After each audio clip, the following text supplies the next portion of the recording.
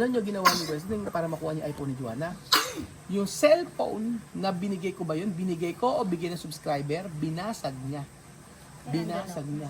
Di ba binasag ba? Andun ako. Oo, di ba binasag niya? Ando ka, di ba? Andun ako. Oo. Dala ko Hindi ko ng food maintindihan sa eh. kanila. Hindi ko maintindihan yun, Paano Billy. maintindihan? Hindi ko maintindihan. Iba ang kwento ni Wesley, iba ang kwento ni Joanna. Kasi pag Hindi, nahuli ko siya. Nahuli ko si Wesley. Pero hindi ko siya binigyan ng pera. Oo, nahuli ko na siya nung time. mainit ang ulo, hindi ko pala binigyan. Oo, nahuli ko kasi siya nung time na nando sa ano, nung ganito yon, ikukwento ko sa inyo. 'Di ba nung ano, nung ay, hawakan mo ako yung bed yun. Ayan. Hindi, nung ganito, nagpunta kami sa may ano, nagpunta kami sa, maaga ata yun. Maliwanag naman kami, no? Nung umaga na maling kami ni Benji, nagpunta kami sa tindahan. Tapos, sa amin ganun ni Kuya. Kay Benji sinabi, di ba sa'yo? Ang, hindi, ikaw magsabi Benji, para at least alam na. No? Sa tindahan, di ba nagpunta tayo sa may tindahan, sa may kanto. Ano sabi ni Kuya? Yung alaga niyo pumunta dito. Yung alaga niyo pala, nagbibisyo na pala yun. Oo, yun. Ano sabi pa? Oo. Ito hindi. Yun yun. Yung lalaki, yung matangkad na itim na lalaki. Oo. Bakit? Bumili dito ng isang sigarilyo, Sigarilyo. Oo. Tapos yun. Dito naman. Sinabi niya sa akin. Kaya nung naglinis ko Oo. sa kwarto, may ubos ng sigarilyo. Ito yun nga, ito nga sabihin ko sa inyo. Nung time na nalaman ko na nagbibisyo at naninigarilyo si Wesley, tinawagan ko. Sabi ko, hindi kita bibigyan ng pera. Doon nag-start na hindi ako nagbibigay sa kanya ng pera. Pagka nagbigay ako sa kanya ng uli ng pera, ang ginagawa ko ay, ako na kunyari, pumunta sa may kainan, babayaran ko na agad. Pag perang ganun, hindi na. Kasi, sabi ni Kuya, nagtitinda doon, yung nagbibisyo nga daw, naninigarilyo. Tinawagan ko si Joanna. Sabi ko, Joanna, alam mo ba yung anak mo naninigarilyo? Sabi niya, hindi. Sabi niya, not good, hindi dapat naninigarilyo. Sabi ko, oo kako. Sabi ko, pinaghihirapan ka ko yung pera, tapos naggastusin mo sa paninigarilyo. Tapos nagagalit siya kaya, hindi kaya sa tawagan ko si Wesley, sabi niya.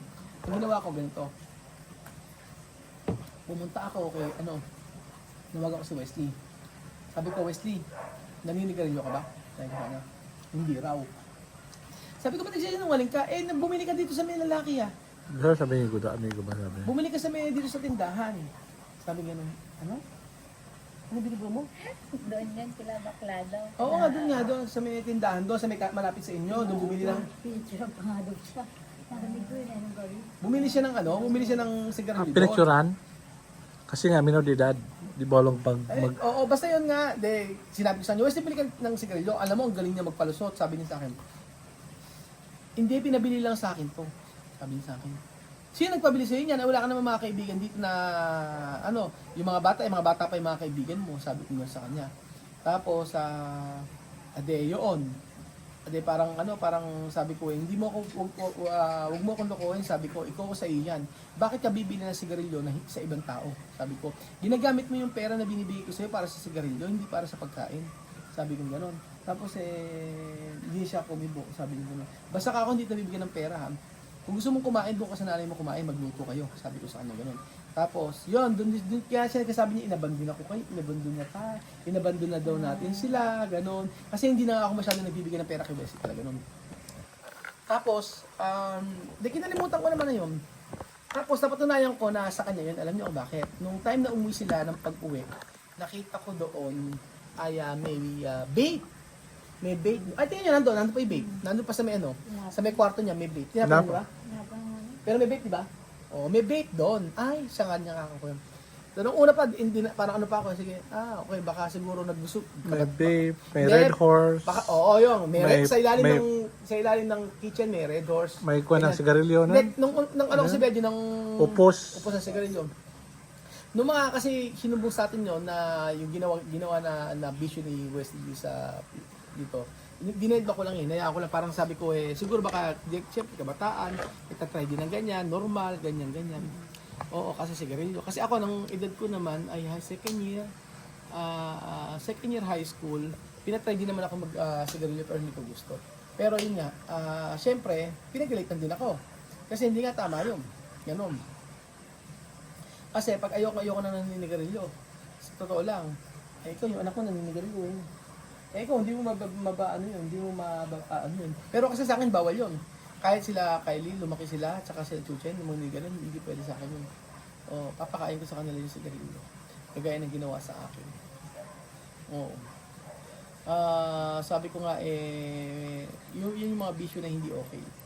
Pati yung inom-inom, hindi sa akin okay yun. Kaya ako, kahit sabihin lang dito, yung sa anong papainom-inom. Yan, ganun. Tapos, yun nga, nung sinabi ko, tapos pati yung vape, saan galing yung vape na yon sa yung vape na ano ko na rin dati meron siyang vape na hawak-hawak. Tapos yan kay Joanna kung ginagamit ko sabi hindi daw. So yun, sabi ko ang nalulungkot ako kasi yung pera na binibigay ko dun ginagamit sa hindi tama. Di ba? Okay lang yung maglibre. Mabait kasi, naglilibre, nagbibigay. Sabi nga puro keep the change. Kaso hindi naman binabalyo yung pera. Yun ang mahirap. Na hirap na hirap ka sa paano kikita, paano ko trabaho, hirap na hirap ka. Tapos syempre dapat i-value yung pera. Tapos yun, doon ko na napatunayan na nagbibisyo. Pero nung time na yun, isang beses lang naman kasi yun, dinedma ko lang parang wala naman na sa akin eh. Kaya lang yung mga kaibigan nga. Kaya pero yung ilan buwan lang naman kasi sila dito eh. Pero nung mga huling buwan na kasi, hindi sila dito sa Pilipinas, hindi ako halos kami halos nakikita. Kasi parang wala nga akong gana kay Joanna tsaka sa kanya. Kasi ang ano nila, hindi ko alam paano kung tatimingan. Pupunta sa kanila, nasanay na sila ng umaga tulog eh. Ang sabi naman nila, ganito kasi style niya. Ang sabi niya, pwede mo akong puntahan na umaga-umaga dito, gigising ako. Sabi niya ganun. Walang problema sa kanila kahit gumising. Hindi naman tayo ganun. Tayo, di ba, pagka alam mo kung na natutulog, hindi mo gigisingin. Ba't mo gigising yung taong natutulog? Ganun yung naging sistema, kaya hanggang hapon, gising. Ganun. Tapos, iba silang magnanay. Ang style nilang dalawa, kanya-kanya. Kailangan iba yung pera ni Wesley, iba yung pera ni Joanna. Tapos iba yung pagkain ni Joanna, iba yung pagkain ni Wesley. Kapag binigyan ko si Joanna, si Wesley magtatampo. Kapag binigyan ko si Wesley, si Joanna magtatampo.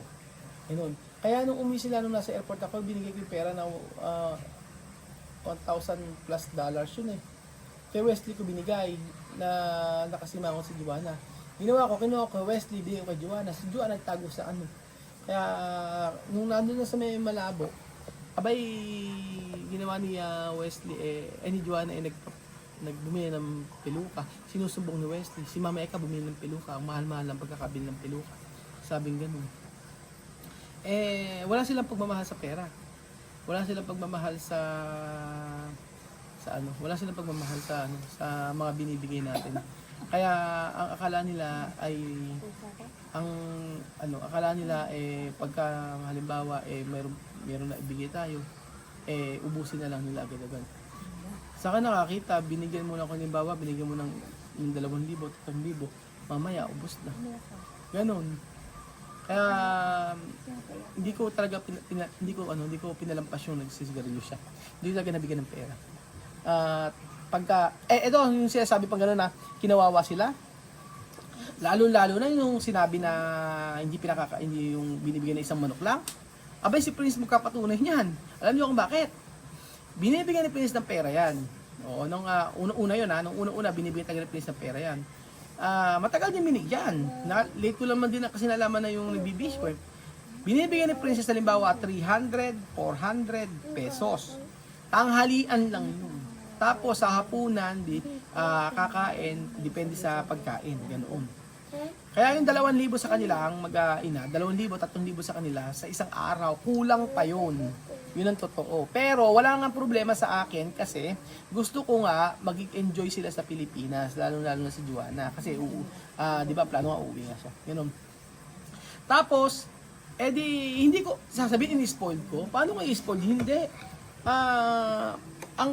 ang pag-spoil, kagaya niyan, yung kagaya iPhone 17, gustong-gusto niya, pinipilit niya ako bumili ng iPhone 17 Pro Max.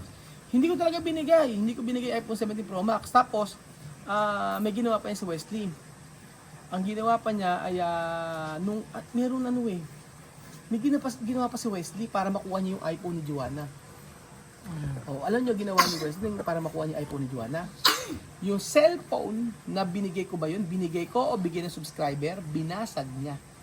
Binasag niya. Di ba nasagan ba? Andun ako. Oo, di ba binasag niya? Ando ka, di ba? Andun ako. Oo. Dala ko Hindi ko ng food maintindihan sa eh. kanila.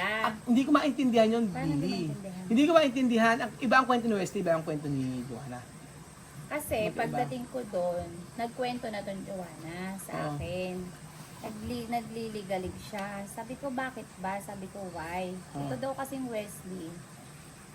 Nagpunta daw doon yung kaibigan niya. Sinabi daw... Ay, na-vlog ko ata yan eh. Yung sabi niya si Wesley, yung cellphone daw nawawala. Oo, yun. Oo. Yung nawawala. Oo. Kaya ngayon, para may magamit ata itong Wesley, Binigay yung cellphone ni Joanna. binigay yung cellphone ng Joanna. Oo. Ngayon, itong Joanna, nagagalit kasi itong kaibigan ni Wesley, nagpunta ata sa bahay. Sinabi na 3 daw ang gamit na cellphone ng Wesley. Oo. Bukod sa makatuwid, yung hiniram na ng nanay niya, Kinuha pa. yung isang cellphone, tapos yung isang sinabing pinagwala-walaan siguro. Oo. O, di sa makatuwid, 3 nga. Oo. Sabi ko, baka hindi naman. Sabi ko, tanungin mo. Oo, Sabi totoo ko naman yun. ganyan. De, tinanong. Ibang Ngayon, kwento kasi ni Joanna, ibang kwento ni Wesley. ayun That nga time, hindi ko eh. na alam, basta binlag ko yun eh. Basta Kaya- ang Kaya di madali. ba tumawag ka pa Oo. nga doon? Madalit Andun pa salita, ako. basta yung isang cellphone, binasag ni Wesley. Oo. Paglabas niya talaga ng gano'n kasi nagalit. Nakita mo na siya. ginanon? Oo, paglabas. Ang layo nga nang narating ng cellphone. Sa akin yung cellphone. Ito, binigay nga dito. Oh. Binigay yung ata, ipapagawa niya. Durog na durog eh. Ang kinis pa nung likod niya. Ibig sabihin talaga nakita mo binasag na gano'n. Oo, kasi paglabas ng gano'n sa ano, nagalit nga siya. Ayaw parang inaano niya na ayaw maniwala nung nanay niya sa kanya Na nawawala. nawawala yung cellphone niya. Oo. O, de, paglabas na ganyan, talagang ipinukul niya gano'n. Layo na Ando ka? narating. Oo. Bagong bago, kaya sabi ko, yung anak ko, gusto ng Cellphone, oo. Tapos sila, parang wala lang sa kanila yung magsira ng gamit. Sabi ko ganyan, napakasayang. Sabi ko, Joanna, sabi ko, hindi naman kako mayaman para kako magsira ng cellphone. Sabi ko ganyan, tingnan mo, 1 click lang kako yung cellphone niya.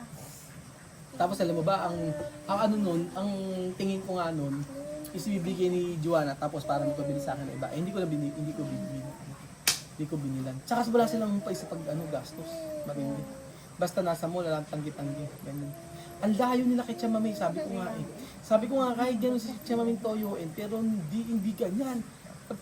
Siya pa yung aawat na huwag mong bibili niyan, bili mo ganito. Iba. Kaya ngayon ma-appreciate mo nga si Chamamay. Ayan nga, alam mo kasi naman si Chamamay, message sa akin, nangangamusta kung okay lang daw ba kami. Okay lang ba daw tayo? Sabi niya gano'n sa akin, kumusta kayo nga pinagagawa ni Joanna sa inyo. Hindi rin kasi alam niya. Hindi ako nagkukwento kay Chamamay na mga ganun. Hindi ako nagkukwento sa kanya. Ayokong kwento. Pero ngayon alam niya na kasi napapanood yung mga videos natin. So, yun. Marami kayong hindi alam na nangyari dito. Pero sabi ko nga mga maliliit na bagay lang yung iba. Pero matatanda at matatandaan mo. So ayun po mga amigo at nangangati na kami. Kati, ba't mo malamok? Alam tampo naman ngayon, nilalamok na kami.